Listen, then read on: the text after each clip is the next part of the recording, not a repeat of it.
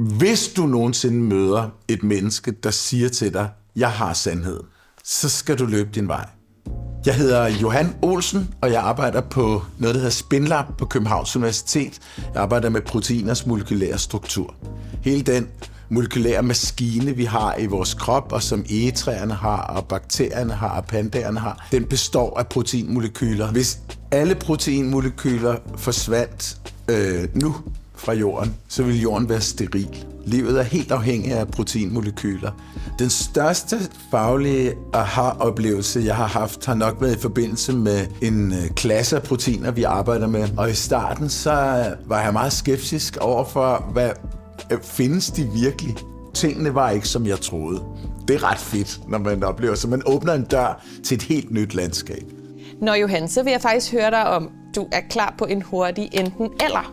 Lad os prøve. Det er jo altid sådan lidt farligt, enten eller, men vi giver det et shot.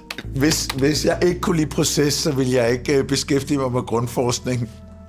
Så begge dele. Jeg har en forkærlighed for nyt, fordi jeg har et felt, der udvikler sig så sindssygt hele tiden. Så ja, det kan lyde lidt hult, men nyt. Man kan ikke have innovation uden tradition. Man arbejder altid ud fra et grundlag. Du kan ikke forestille dig noget, der ikke er der. Nu er jeg jo ikke 25. Biblioteket. Den var nem. Altid give viden videre. Formidlingen af forskning er virkelig, virkelig vigtig. Det er vigtigt for opretholdelsen af et sundt demokrati.